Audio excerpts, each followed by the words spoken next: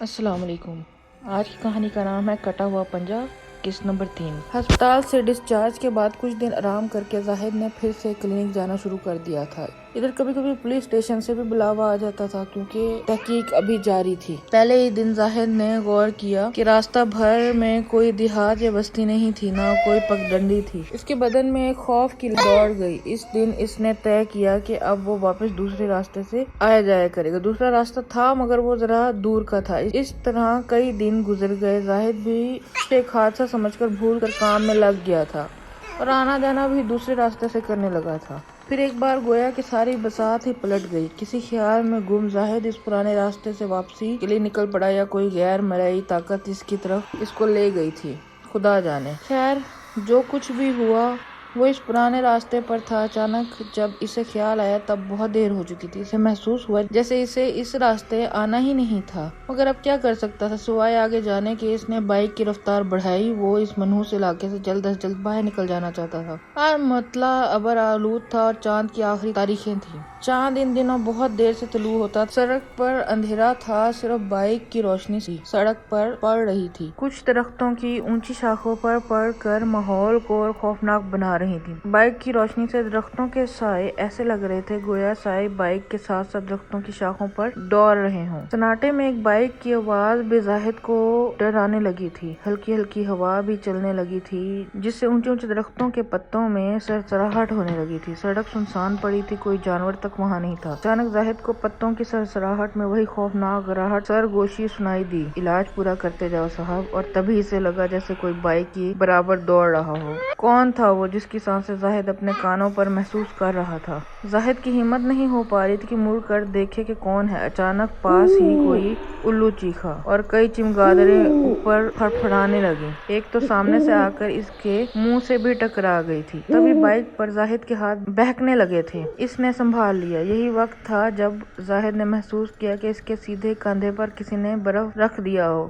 اس نے محسوس کیا کہ کوئی پنجہ اس کے کندھے کو پکڑے ہوئے ہے۔ زاہد ڈر گیا کہ کہیں پنجہ اس کا کنٹرول بائک پر سے نہ بگاڑ دے اور وہ پھر کسی حادثے کا شکار نہ ہو جائے۔ اس نے آیت الکرسی کا ورد شروع کیا اور بائک کی رفتار پر دھیان دیا۔ اب وہ تیزی سے شہر کی طرف جا رہا تھا۔ اس نے ہوش ٹھکانے رکھے۔ اس بار وہ کسی درخت سے نہیں ٹکرانا چاہتا تھا۔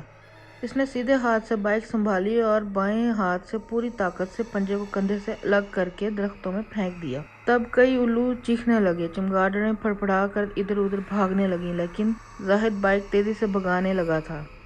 اچانک زاہد کی خوشی کا ٹھکانہ نہ رہا جب اسے شہر کی روشنیاں نظر آنے لگی تھیں۔ وہ شہر میں داخل ہو رہا تھا۔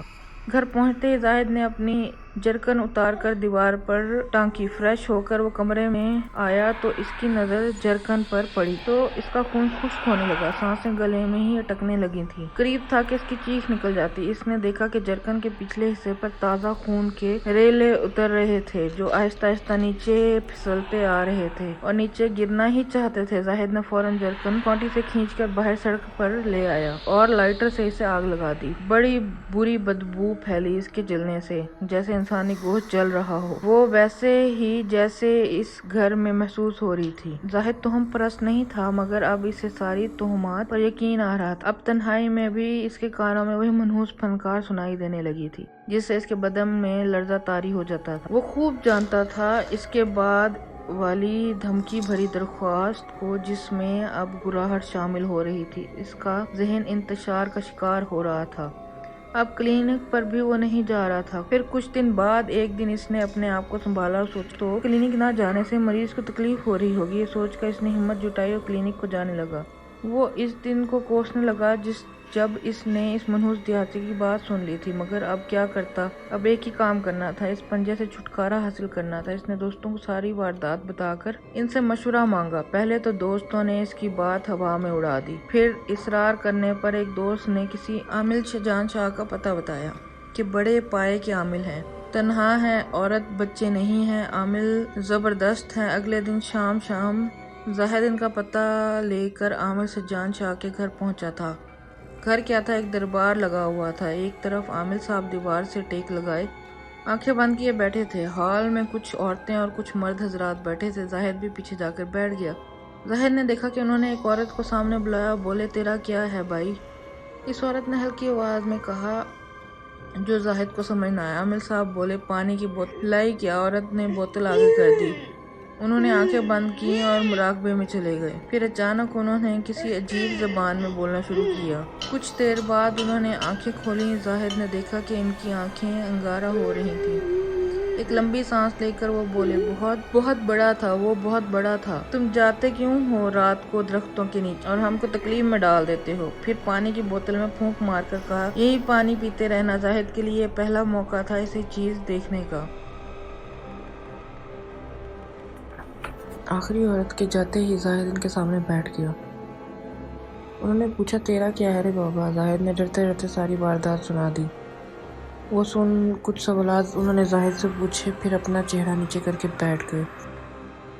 وہ کچھ عمل بھی کرتے جا رہے تھے، پھر چہرہ اٹھا کر بولے بڑی مشکل میں ڈال دیا رے تو نے، بڑا سخت عمل کرنا ہوگا۔ ارے تیری کیا مت ماری گئی تھی جو وہاں مرنے کو گیا تھا؟ زاہد ڈر گیا تھا، اس سے کوئی جواب نہیں بن پڑا۔ مت ہی تو ماری گئی تھی اس کی۔ پھر زاہد نے ڈرتے ڈرتے پوچھا کہ حضرت تو اب کیا کرنا ہوگا؟ تو کیا کر لے گا؟ مجھے ہی کچھ کرنا ہوگا، مگر بیٹا یہ ناپاک بدروحوں کا معاملہ ہے، ان سے چھٹکارے کے لیے ان کو پناہ کرنا پڑے گا۔